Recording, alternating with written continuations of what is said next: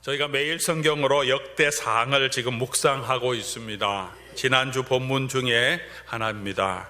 오늘 본문은 다윗이 언약궤를 메고 오베드돔의 집에서 나와서 다윗성에 예비된 그 장막으로 옮겨 올라가면서 즐겁게 춤을 추며 온 이스라엘 백성들이 찬양하는 내용입니다. 언약궤를 16장에 보면 언약궤를 안착하고 또 그곳에서 축제를 벌입니다. 오늘 25절 말씀 보니까 즐거이 메고 올라갔다 그렇게 말합니다. 28절에는 이스라엘 무리는 크게 부르며 힘있게 수금과 재금을 타며 29절 다윗 왕이 춤추며 뛰놀았다 그렇게 말합니다. 이 16장으로 넘어가면 언약궤를 준비한 장막 가운데 두고 하나님께 번제와 화목 제물을 드립니다. 16장 2절 보니까 다윗이 여호와의 이름으로 백성을 축복합니다. 축복의 예배를 드린 거죠. 언약궤를 드리고 축도하고, 그리고 3절 보니까 떡 한 덩이 야자 열매로 만든 과자, 지금도 야자가 굉장히 단데 굉장히 단 과자를 나눠주고, 건포도로 만든 과자, 요즘도 건포도 들어가는 게 아주 쫄깃쫄깃하면 맛있는데 아주 맛있는 과자를 나눠줍니다. 우리도 잔치가 되면 떡을 나눠주고 기뻐하듯이 큰 잔치와 축제를 벌이고 있는 모습을 보여줍니다. 4절, 5절, 6절에는 이 찬양대가 하나님 앞에 온 악기를, 오케스트라를 동원해서 찬양합니다.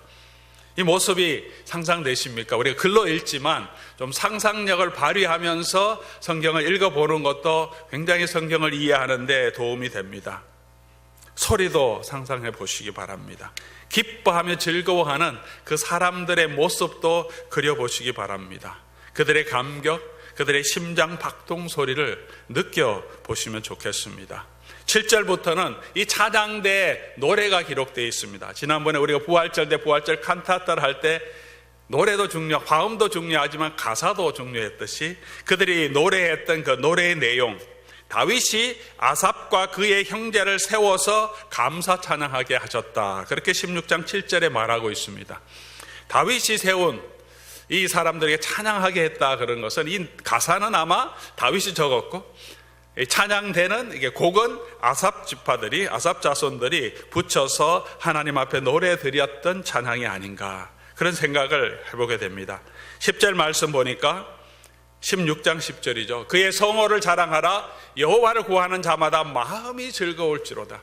기쁘니까 즐거운 시가 나올 수밖에 없습니다. 여호와를 구하는 자마다 사모하는 거죠. 마음이 즐거울지로다. 31절 보니까 하늘은 기뻐하고 땅은 즐거워하고, 32절에도 즐거워할지다. 33절에도 즐거이 노래하며, 마지막으로 가면 34절에 여호와께 감사하라. 그는 선하시며 그 인자하심이 영원하미로다. 이 본문들을 읽어나가면서 이 다윗과 그 백성들이 누렸던 이 예배의 벅찬 감동을 조금 느낄 수 있었습니다. 그리고 참 부러웠습니다. 나도 저런 예배의 감동, 여호와를 즐거워함으로, 소망함으로 기뻐하는 그런 예배의 감격을 누릴 수 있으면 얼마나 좋을까. 우리 교회도 성도들이 정말 이런 기쁨을 누리고 느끼고 함께 하나님 앞에 예배 드릴 때마다 이런 감동, 감격이 있으면 얼마나 좋을까. 그냥 와서 예배 드리고 돌아가는 것이 아니라 예배의 자리로 나오는 것들을 즐거워하고 예배의 자리에서 하나님의 은혜를 풍성히 누리고 돌아갈 때의 기쁨으로, 감사함으로 돌아갈 수 있는 그런 삶, 이런 예배의 감격을 회복하고 예배의 즐거움을 누릴 수 있는 그런 교회가 되면 참 좋겠다 그런 마음을 가졌습니다. 그리고 그 은혜를 함께 누리기 위해서 오늘 본문 말씀을 함께 나누고자 합니다. 우리가 예배의 감격을 누리기 위해서 어떻게 해야 할까? 먼저는 여호와를 사모하는 마음이 있어야 합니다. 다윗이 사울과 달랐던 점이 무엇입니까? 다윗의 마음에는 여호와를 사모하는 마음이 있었습니다. 시편 42편 1절입니다. 하나님이여 사슴이 시냇물을 찾기에 갈급함 같이 내 영혼이 주를 찾기에 갈급하나이다. 이 말씀은 41절 위에 보면 이런 타이틀이, 제목이 붙어 있습니다. 고라 자손의 마스길, 인도자를 따라 부르는 노래. 인도자를 따라서 인도자가 하나 하면 그 다음에 모든 사람이 또 따라 불렀던 아마 그런 찬양일 것입니다. 고라 자손이 만들었던 노래라 그렇게 기록해 주고 있습니다. 고라 자손도 아삽 자손도 다윗 때 세웠던 찬양대입니다. 그들의 자손들이 많은 찬양을 기록하고 그 찬양들이 시편에 들어 있습니다. 근데 이 고라 자손의 마스길이라고 했던 시편 42편은 다윗의 시들 중간에 붙어 있습니다. 그렇게 보면 아마도 작사자는 다윗이고 고라 자손이 곡을 붙여서 불렀던 노래가 아닐까 하는 추측을 해보게 됩니다. 특별히 42편은 다윗의 초창기 서신 이 편지들 시편들과 같이 붙어 있기 때문에 다윗이 기록하지 않았을까 하는 생각을 많이 하게 됩니다. 하나님이여 사슴이 시냇물을 찾기에 갈급함 같이 내가 내 영혼이 주를 찾기에 갈급한 그런 사모하는 마음을 기록해 주고 있습니다. 여기서 사모한다는 것은 여호와를 사모하는 것입니다. 그가 하는 일을 즐거워하고 그 일을 하기를 원하는 것이 아닙니다. 나라를 다스리는 일, 궁전을 건축하는 일, 하나님의 성막, 하나님의 성전을 세워가는 일을 다윗이 사모했습니다. 언약궤를 오벳에돔의 집에서 올라가는 일을 다윗이 사모하고 그것을 즐거워했습니다. 그런데 다윗이 그 일을, 사역을 즐거워하는 것이 아니고 다윗의 마음에는 하나님을 사모합니다. 하나님을 사모하기 때문에 다윗은 그 일을 즐거워합니다. 여호와를 사모하는 것입니다. 일과 사명이 아닙니다. 다윗은 베들레헴 들판에 있을 때도 여호와는 나의 목자시니 내게 부족함이 없다고 고백했고, 유다 광야에서 유배 생활을 할 때도, 블레셋에서 망령 생활을 할 때도, 왕이 되어서 지금 백향목궁에 거하면서도 여호와는 나의 목자시니 내게 부족함이 없다는 고백을 계속해서 부르고 있고, 그 여호와 앞에 서기 위해서, 그 여호와께 언제나 묻기 위해서 언약궤를 바로 자기가 거하는 성 옆으로 모시고 와서 그곳에 나아가기를 원합니다. 그가 사랑했던 것, 그가 붙들기를 원했던 것은 일이 아니고 왕의 지위가 아니었습니다. 왕의 지위를 더 든든하게 하기 위해서 언약궤를 모셔오려고 했던 것은 아닙니다. 다윗은 여호와를 만나기를 원했고 여호와 앞에 서기를 원했고, 여호와를 찾는 그 마음이 사슴이 시냇물을 찾는 것 같은 간절한 마음이 있었기 때문에 이 언약궤를 그토록 간절하게 다윗성으로 옮겨오려고 했던 것입니다. 우리가 이런 노래를 합니다. 여러분도 아시겠죠? 주님 한 분만으로 나는 만족해, 나의 모든 것 대신 주님 찬양해, 사랑해. 주님 한 분만으로 나는 만족해. 이 찬양할 때마다 좀 찔림도 있습니다. 내가 정말 그렇게 주님 한 분만으로 만족하고 있는가? 내 사역이 없어도, 내 건강이 없어도, 이 목회가 잘 되지 않더라도 내가 여호와로 인하여, 나와 함께 하시는 여호와로 인하여 여전히 만족하며 기뻐할 수 있을까? 제게 자문해 볼 때 확실하게 그럴 수 있겠다, 그렇게 해야 되겠지라는 마음은 있지만 그럴 수 있겠다 그런 확신이 없을 때가 많습니다. 조금 힘들면 불평이 나오기도 합니다. 잘 안 되면 두렵기도 합니다. 왜 이런 현실을 주시는지 원망스러운 마음도 있습니다. 너무 힘들 때는 벗어버리고 싶은 그런 마음도 있습니다. 어떤 환경에서도 주님이 우리와 함께 하신다고 알고 있는데 주님은 보이지 않고 환경만 보이고 풍랑과 바람만 보여서 두려워할 때가 많습니다. 그것이 우리 인생이 아니겠습니까? 그 은혜와 도우심을 경험했음에도 불구하고 시간이 좀 지나면 또 다 잊어버립니다. 또 두려워합니다. 하나님이 지켜주셨고 이때까지 함께 하셨음에도 불구하고 그렇습니다. 문제는 우리의 마음에 어떻게 이런 하나님만 사모하는, 하나님으로 인하여 기뻐하는 그 마음을 회복할 수 있을까 하는 것이죠. 하나님에 대한 사랑이 없는 분은 아마 오늘 이 아침에 계신, 이곳에 오신 분들은 아무도 안 계실 것입니다. 우리 안에 사랑이 있습니다. 감사의 마음이 있습니다. 은혜도 압니다. 그런데 이것이 정말 우리의 가슴으로 와서 벅차게 감동으로 나타나야 되는데 그렇지 못할 때가 많습니다. 부부간에도 마찬가지입니다. 결혼을 서약할 때 얼마나 엄숙하게 서약합니까? 눈물을 흘리면서 손을 떨면서 내가 평생 좋을 때나 힘들 때나 건강할 때나 병들었을 때나 죽기까지 내가 당신을 사랑하겠습니다. 그렇게 서약하지 않았습니까? 여기 다 그렇게 서약하고 살고 계시지 않습니까? 그랬는데 살다 보니까 그 사랑이 없는 것은 아닌데, 근데 이 권태감도 들고 어떤 때는 왜 내게 이런 사람을 주셔서 이렇게 고생하게 하시나 하는 생각도 들게 합니다. 이 부부 로맨스를 회복하는 방법, 전문가들이 여러 가지를 많이 이야기하는데 종합해 보니까 아주 중요한 것 두 가지를 항상 모든 사람이 얘기하더라고요. 항상 들어있습니다. 두 가지는, 하나는 같이 보내는 시간이 있어야 된다. 그냥 같이 사니까 너무나 일상적이 되어 있는데 서로 마주보고 이야기하고 소소한 이야기라도 시간을 같이 보내야 된다. 가치는 많이 있는데 서로 함께 시간을 보내는 그런 느낌이 없을 때가 많아요. 그래서 그냥 일상의 삶이 그냥 일상이 되고 서로 친밀감을 누리지 못한다. 그렇게 하고, 또 하나는 표현을 하라. 사랑을 표현하라. 말로 하든지 뭐 신체 접촉을 하든지 자꾸 표현을 해줘야 된다. 다른 여러 가지 일들도 해야 되지만 이 두 가지를 계속하는 것이 우리의 사랑을 계속 유지할 수 있는 방법이다. 그렇게 말합니다. 제가 아는 한 집사님이 있습니다.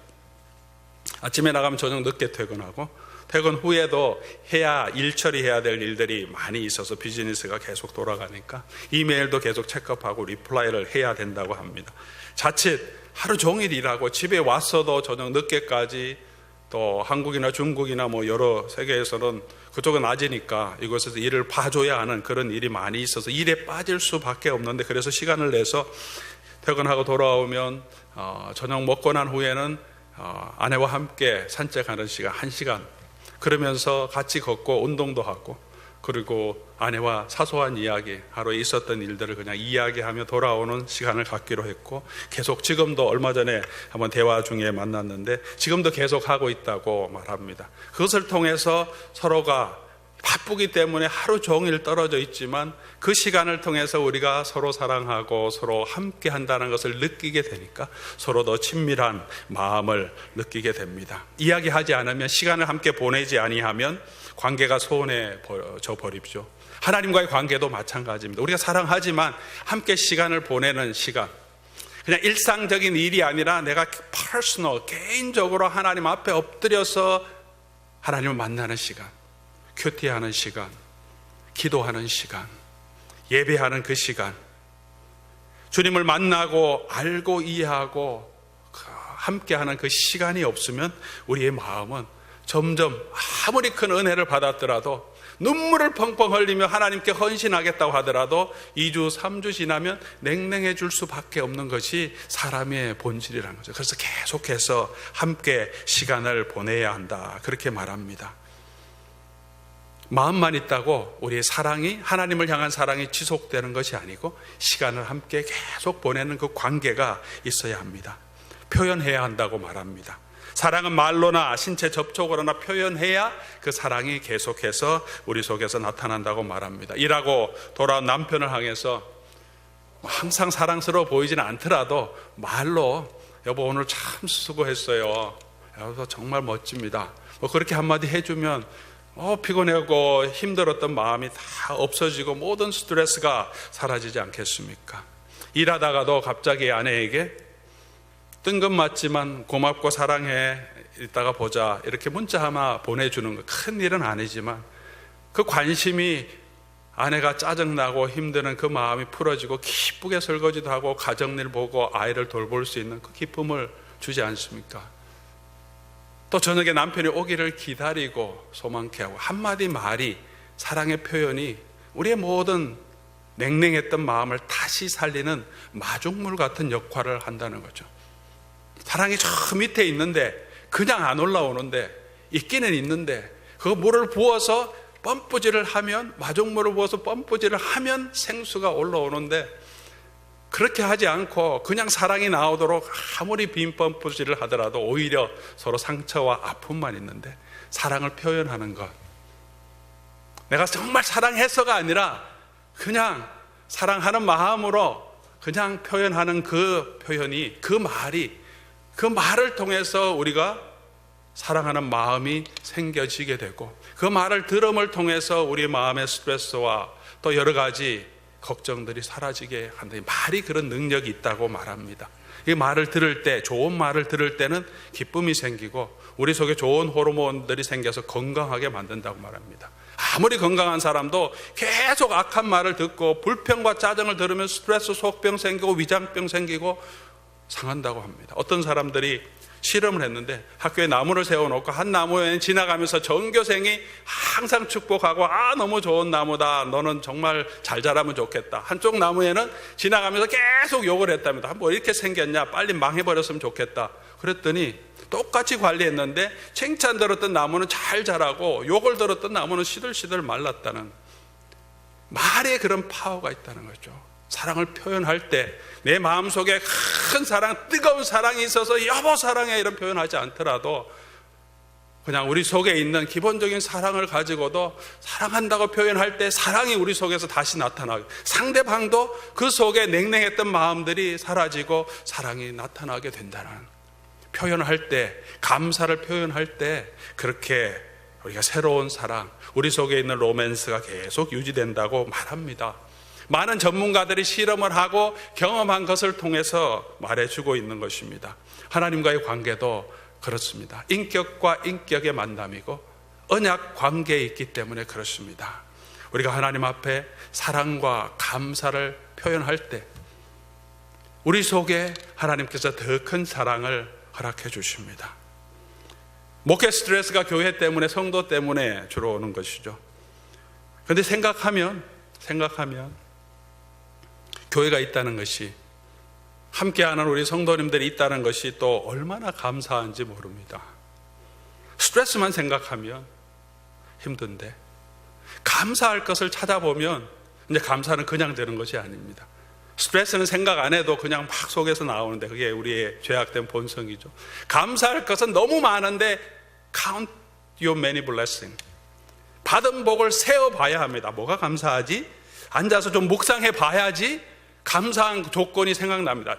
카운트 해보면 너무너무 많은데, 모든 것이 감사한데 감사의 조건은 생각하지 않고 그냥 힘들고 어려운 것만 우리 속에 들어와서 한 가지, 두 가지 힘든 것으로 90% 정말 하나님의 축복되게 우리에게 주신 것들은 전혀 기억하지 못합니다. 부부관계도 그렇지 않습니까? 얼마나 감사한 게 많습니까? 남편이 아무리 속썩여도 건강하게 살아있는 것만 해도 얼마나 감사하고, 애써 수고하면서 나한테 잘하지 못하도록 가족을 위해서 봉사하며 수고한 그것을 생각하면 얼마나 감사한 일입니까? 한 가지, 두 가지 내 마음에 들지 않는 것을 해서 불평하고 원망하면 그 원망이 우리를 망가뜨리고 다른 사람을 망가뜨리지 않습니까? 생각해보면, 근데 생각해 봐야 합니다. 감사의 조건을 찾아봐야 합니다. 그래서 포도 모일 때마다 감사의 조건을 나누십시오. 준비해서 와서 나누십시오. 그렇게 계속 권면합니다. 찾아보면 감사가 얼마나 많습니까? 감사하면서 다른 사람에게 나눌 때 내 마음속에 다시 하나님을 향한 하나님의 은혜에 대한 감격이 새롭게 되고, 다른 사람의 마음에도 하나님이 함께 하시는구나 하는 은혜를 끼치게 되는 것입니다. 표현해야 되는 거죠. 하나님께도 우리가 사랑을, 감사를 찾아서 표현해야 합니다. 생각해 보니까 얼마나 감사하고 기쁜지. 목사가 좀 힘들다고 또 그냥 전화해 주시는 분도 계시고, 그냥 와서 아내를 안아주는 분도 계시고, 그냥 말 없이 그냥 손 잡아 주시는 분도 계시고, 어떤 분은 교회도 잘 출석하지 못하시는 분인데 뜬금없이 전화를 왔습니다. 전화도 거의 통화 안 하는데 갑자기 전화 왔습니다. 목사님 힘내세요, 늘 지지합니다. 그러고 또 끊어요.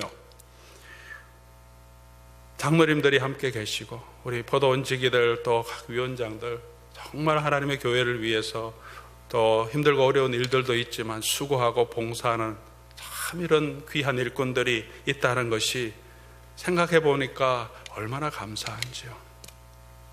부족한 거 보면 다 부족해 보이지만 그 어려운 가운데서도 교회를 위해서, 성도를 위해서 돈 주는 것도 아닌데 자기 시간, 자기 물질 들여서 봉사하고 함께 격려하며 모여있는 이 공동체, 어디에 이런 공동체가 있습니까? 조금 불편하고 성격이 안 맞는 부분도 있지만 얼마나 감사한 일입니까? 그냥 알고만 있는 것이 아니라 표현할 때 정말 너무 감사합니다. 여러분이 있어서 저는 행복하고, 우리 형제 자매들이 있어서 함께 동역하는 동역자가 있어서 너무 행복합니다.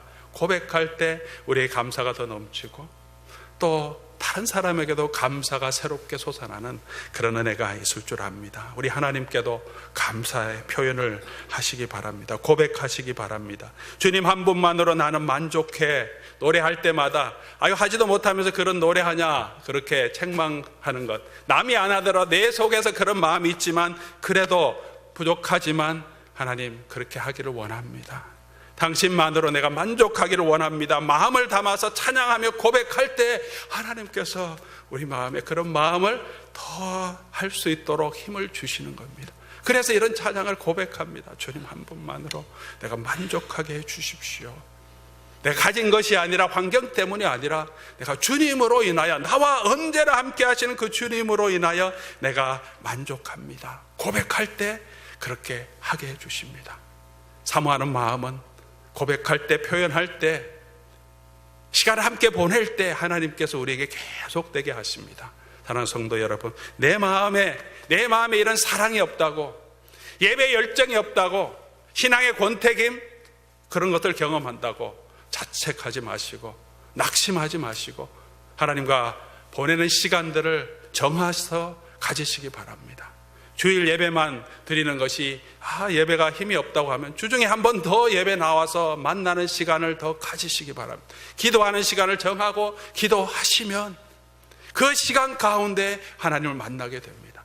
말로 표현하시기 바랍니다. 하나님 사랑합니다.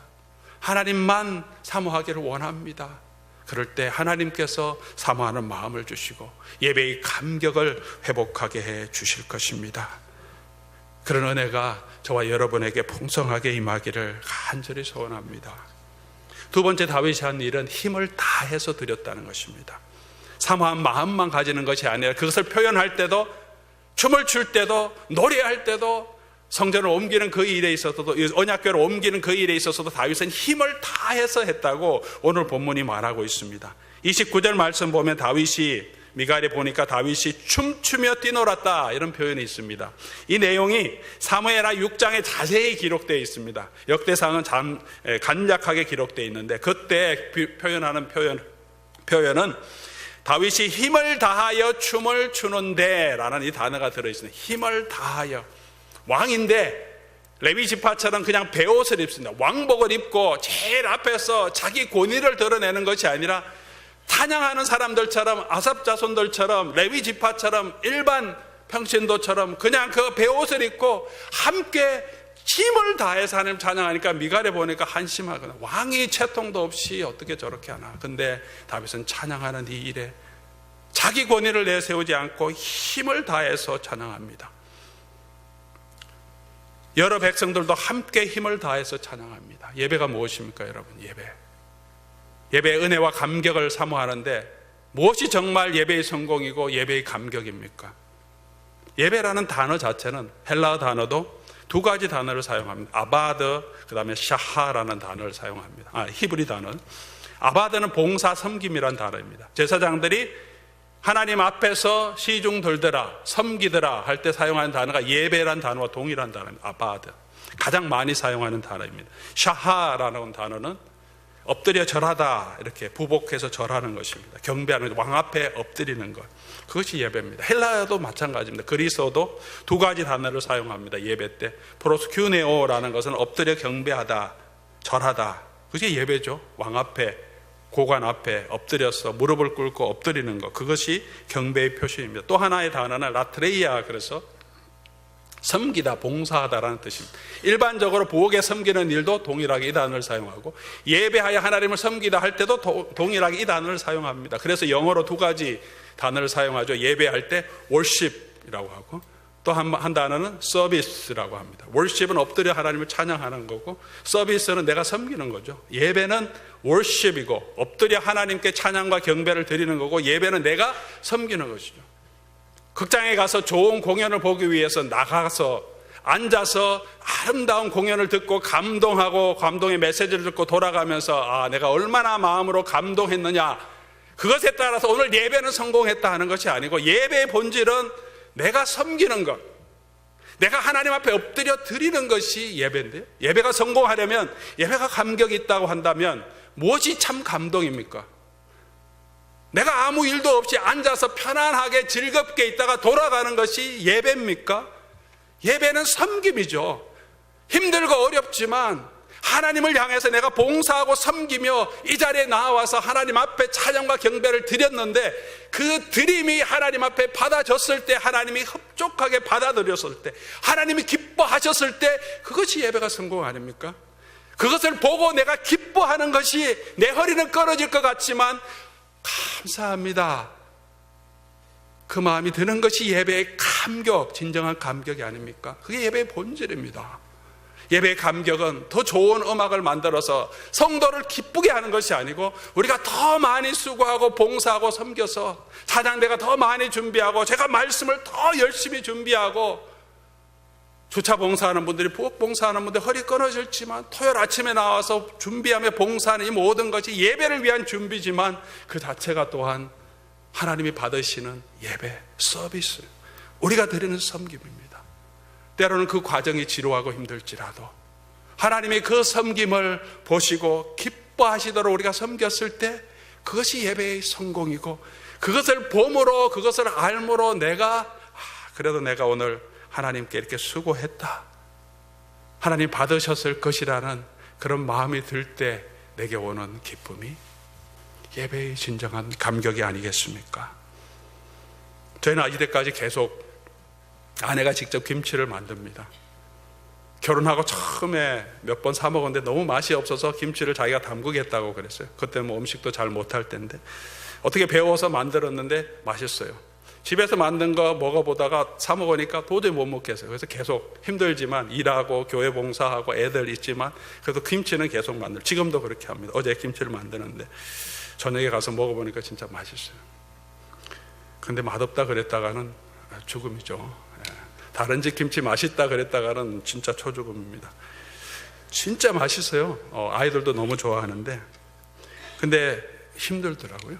몸도 힘든데 뭐 김치를 담그는 게 저도 도와줘 봤지만 힘들지 않습니까? 우리 어르신들, 우리 교회 김치 봉사 정말 힘드신데 너무 지금 힘들어서 허리도 아프고 다리도 아프고, 그래서 이제 사 먹자 그렇게 해서 지금 사 먹고 있는데, 너무 굉장히 힘든 고뇌이죠. 절이고 씻고 하는 것도 힘들지만 나중에 또 그 청소하는 것도, 싱크가 조그만데 이렇게 큰 그릇을 그 양념 묻은 거 다 씻으려고 그러면 굉장히 힘든 일인데, 그럼에도 불구하고 그 김치를 먹고 남편과 아이들이 즐거워하는 모습을 보면서 자기도 기쁘고, 그래도 허리 아프지만 기쁨이 있지 않습니까? 거기서 오는 기쁨, 우리 예배 드릴 때의 기쁨과 동일한 기쁨이 아닌가 생각합니다. 최선을 다해서 가장 좋은 음식을 만들기 위해서 함부로 하지 않고 충분히 절이고 좋은 양념을 사용해서 수고해서 정성스럽게 만들어서 그렇게 대접할 때, 고생되는 길이지만 힘든 길이지만 그것을 받으시는 하나님께서 기뻐하시고 함께 즐기는 가족들이 기쁨을 누릴 때 오는 감격, 이것이 진정한 예배의 감격인 줄 믿습니다. 이 예배의 감격을 누리기 위해서는 힘들고 어려운 과정이 있겠지만 섬김과 봉사, 우리 수고가 그 안에 있어야 합니다. 찬양 드릴 때 다윗은 힘을 다해서 하나님을 찬양했다 그렇게 말합니다. 예배에 나오신 여러분들, 예배에 찬양 드릴 때 힘을 다해서 여러분 찬양하십니까? 힘을 조금 남겨놓고 오후에 또 다음 시간에 한마음 축제 때 내가 힘써야 될 거 좀 남겨놓고 그렇게 예배 드리는 게 아니고, 힘을 다해서, 우리 정성을 다해서 메시지를 들을 때 좀 피곤하고 힘든 부분도 있지만 마음과 생각을 다 해서 드리려고 하는 그 노력, 마음을 다 해서 드리는 거죠. 남겨놓는 힘을 저장해 놓는 것이 아니라 하나님 앞에 나와서 찬양과 예배를 드릴 때, 우리의 마음을 다 드릴 때, 봉사와 수고에 우리의 마음을 다 드릴 때, 그런 과정을 통해서 우리 마음속에 더 큰 기쁨과 감동을 하나님께서 허락해 주실 줄 믿습니다. 우리 자신을 드리는 그런 예배, 그 가운데 누리는 기쁨을 누리시기 바랍니다. 세 번째, 다 함께 참여했습니다. 25절 보니까 다윗과 이스라엘 장로들과 천부장들이 가서 26절에 레위 사람들이 언약궤를 맵니다. 27절에 보니까 노래하는 자, 연주하는 자들이 함께 연주합니다. 함께 하는 것이 기쁨입니다. 혼자 예배하는 것도 은혜가 있습니다. 매일 성경 큐티 하면서 기도할 수도 있습니다. 그런데 정말 감격은 함께 할 때입니다. 하나님은 하나님의 백성들, 교회를 함께 모아서 찬양하도록 불러주셨습니다. 그렇게 함께 모아서 하나님의 전 앞에 섰을 때 온 회중이 모여서, 그 단어가 바로 예배, 그 단어가 바로 교회라는 단어입니다. 그 단어가 교회입니다. 온 회중이 하나님 앞에 모여서 찬양과 경배를 드리는 것이 교회입니다. 그 가운데 축복이 있습니다. 혼자 있을 때보다 둘이 같이 찬양하면 훨씬 힘이 있습니다. 100명이 찬양하면 얼마나 더 큰 감격이 있는지 모릅니다. 콘서트장에 왜 갑니까? 돈 들고. 왜 콘서트장에 갑니까? 왜 경기장에 갑니까? 지금 NBA 파이널, 컨퍼런스 파이널도 하고 있는데 거기 수백 불 내고 거기 갑니다. TV도 더 잘 볼 수 있는데 가면 그곳에서 느끼는 그 감격이 있습니다. 열기가 있습니다. 다저스 구장에 가서 함께 파도 타기 하면서 느끼는, 목이 터져라서 외치는 그 감격은 어디서 경험합니까? TV 보면 도저히 경험할 수 없습니다. 이겼다, 좋다고 할 수 있지만 현장의 감격은 그곳에 있어야 합니다. 함께 할 때 우리에게 뜨거움이 있고 열정이 다시 회복됩니다. 그래서 모이기를 힘쓰라고 말합니다. 사랑하는 성도 여러분, 우리 포도원 지기들 수고하고 봉사하고 포도원 그리고 또 주방 봉사할 때 아무도 안 나오면 얼마나 힘듭니까? 그냥 아무리 기쁘게 하려고 그래도 몇 명 빠지면 마음이 힘듭니다. 할 수는 있지만, 근데 다 나와주면 온 사람도 기쁘고 포도원 지기도 얼마나 기쁩니까? 그냥 그거 별로 안 힘들어요. 오늘 다 나오니까 한 번도 빠지지 않고 그 자체가 너무나 기쁘고 서로에게 격려가 됩니다. 함께하는 것, 그런 힘이 있습니다. 온 백성이 함께 모였을 때 하나님을 찬양했습니다. 기쁨이 있었습니다. 여러분, 함께 모이기를 힘쓰고 함께 격려하며 모든 교회 봉사일에 함께 참여할 때 내 안에도 이 예배의 감격이 회복되고 우리가 그 예배의 감격을 누리게 됩니다. 네 번째, 가장 중요한 것인데요, 26절 말씀 우리 한번 보겠습니다. 하나님이 여호와의 언약궤를 맨 레위 사람을 도우셨으므로 아주 중요한 단어입니다. 하나님이 도우셨으므로. 언약궤를 맨다는 게 지금 얼마나 두려운 일입니까? 3개월 전에, 불과 3개월 전에 언약궤를 수레에 싣고 오다가 레위 지파 한 사람이 웃사가 죽었습니다. 잔치 분위기가 완전히 망가졌습니다. 두려워서 누구도 가까이 가려고 하지 않습니다. 또 그 언약궤를 누구에게 짊어지어야 합니다. 얼마나 두려웠겠습니까? 사무엘하러 보면 6발자국 움직인 다음에 온 백성이 하나님 앞에 엎드려 제사를 드립니다. 이번에는 하나님이 우리 허락하시는구나. 얼마나 두려운 마음으로 졌으며 한 발짝 한 발짝 움직였겠습니까? 하나님이 도우셨다라고 말합니다. 사람이 노력하지만, 사람이 애쓰지만, 표현하지만, 사람이 최선을 다해서 드리지만 여호와께서 도우시지 않으면 안 됩니다. 여호와의 도우심을 우리가 구해야 합니다. 오늘 우리 예배, 우리 교회 표어가 예배가 삶이 되고 삶이 예배가 되자, 이런 주제로 말씀도 증거하고 이 주제 자체를 계속 생각하시면서 우리 예배 캠페인도 하면서 많은 성도님들이 고백합니다. 예배의 기쁨을 좀 더 회복하고 말씀의 은혜를 더 누리게 되었다. 내 예배가 삶이 되고 삶이 예배가 되는 걸 늘 생각하면서 조금씩 변화되는 것을 경험한다. 얼마나 감사한 일인지 모릅니다. 그런데 저는 이것이 여호와께서, 하나님께서 도우셨다는 것을 절실히 느낍니다. 제가 온 지 얼마 되지 않아서 동일한 주제로 설교도 했습니다. 강조도 했습니다. 그때는 큰 반응이 없었습니다. 동일한 주제로 설교까지 했습니다. 예배가 삶이 되고 삶이 예배가 되고. 그런데 제가 변해서가 아니라 하나님께서 우리를 불쌍히 여기시고 하나님께서 도와주셨기 때문에 우리 속에 조금이나마 변화의 모습이 나타나고 그 은혜를 체험하는 것이 아니겠습니까? 그래서 기도해야 합니다. 같이 하나님 도와주십시오. 하나님의 선한 손이 함께 해주셔서 더 많은 성도들이 더 오랫동안 이 예배의 감격이 유지되고 하나님을 사모하는 그 마음이 우리 속에 계속되게 해주십시오. 오래 신앙생활했지만 신앙의 좌절과 또 침체를 맛보고 있는 부분들이 회복되게 해주십시오. 오래 예배를 참여하지 못한 분들이 돌아오게 해주십시오. 믿지 않는 영혼들에게도 이 하나님의 구원의 은혜 예배의 감격이 누려질 수 있도록 하나님 선한 손 우리를 도와주십시오. 같이 하나님께 기도해야 합니다. 우리의 노력으로 되는 것이 아니라 하나님의 선한 손이 저와 여러분을 도와주실 때 가능합니다. 사랑하는 성도 여러분, 이 기쁨을 함께 누려가는 저와 여러분 될 수 있기를 바랍니다. 결론적으로 말합니다. 이 축복에 참여하지 못하는 한 불쌍한 사람을 오늘 본문은 기록해 주고 있습니다. 미갈입니다.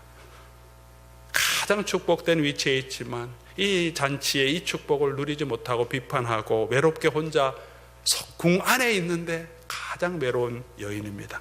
예배에 참여하지 않았기 때문에 내려가서 그곳에서 함께 뛰며 즐거워했다면 그 감격을 누렸을 텐데 구경하는 자로 비판하는 자로 예배의 바깥에 있는 아주 불쌍한 여인을 보여줍니다. 여러분은 어떤 사람이 되시기를 원하십니까? 다윗처럼 자기 모든 지위 내려놓고 여호와를 사모하며 힘을 다해 하나님을 찬양하며 예배의 감격을 누리는 저와 여러분 되시겠습니까? 아니면 구경하면서 이거는 왜 이렇게 하지? 저거는 왜 저렇게 하지?